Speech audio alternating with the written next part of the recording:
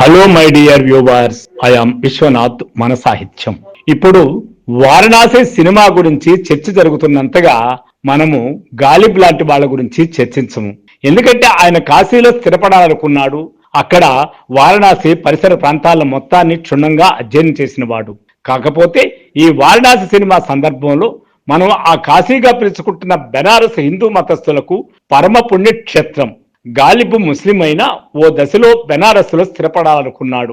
ఆయన స్వయంగా ఓ మిత్రుడికి రాసిన ఓ ఉత్తరంలో ఈ విషయం వెల్లడించాడు.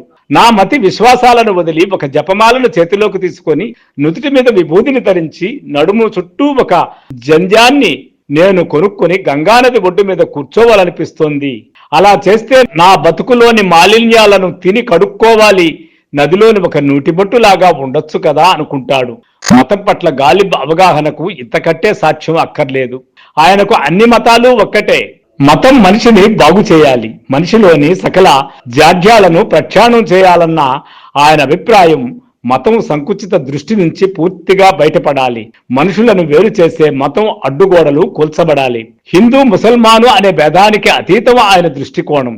గాలిబ్ ఆశించిన సంపూర్ణ మత సమానత్వం వీధిలోని బాలుని స్వేచ్ఛ వంటిది. గాలిబ్ సూఫీ మతంలో ఉంటూనే మామూలు మృతి విశ్వాసాలకు ఎడంగా జరిగి ఉండేవాడు. ఏ మనిషినైనా అతడు ముస్లిం కాని, హిందువు కాని, క్రైస్తవుడు కాని మహోదరుడిగా భావిస్తానని ఒక ఉత్తరంలో రాశాడు. దేవుడొక్కడే అన్నది మా విశ్వాసం. పూజా కార్యక్రమాలను పరిత్యజించాం.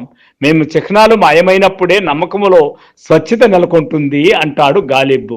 గాలిబ్ కాశీ గురించి రాసిన చిరాన్ ఏ దాయిర్ అనే పార్సీ కవిత అతని సర్వమత సమానత్వ భావనకు అద్దం పడుతుంది.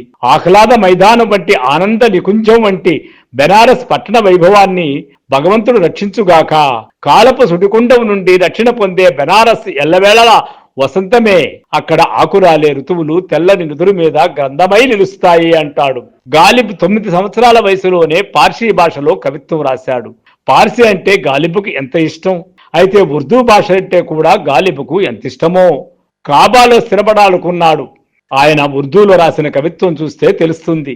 తనను తాను కవిగా నిరూపించుకోవడానికి గాలిబ్ ఢిల్లీకి మకాం మార్చాడు.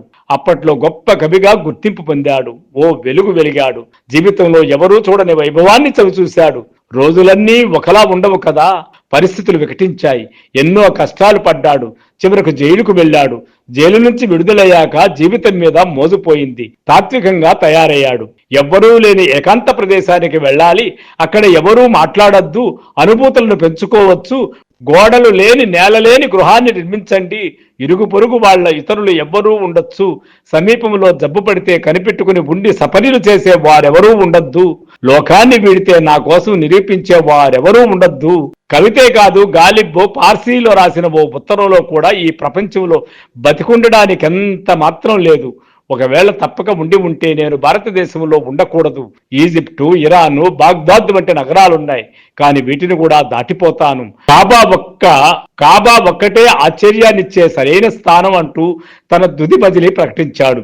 గాలిబ్ జీవితం చదువుతుంటే మన శ్రీనాథ కవి సార్వభౌముడు గుర్తుకొస్తాడు. జీవితంలో ఎంతో వైభవాన్ని చూసిన మహాకవుల చరమాంకం ఇలా కావడం దుఃఖదాయకమే. గాలిబ్ నాటి కాలం 223 పేజీల పుస్తకం. ఏకబిగిన చదివేలా అనువదించిన యలనాగ గారి ప్రతిభ గురించి ఎంత చెప్పినా తక్కువే అవుతుంది. ముఖ్యంగా ఆయన అనువాదం స్వతంత్ర రచనలా ఉంది.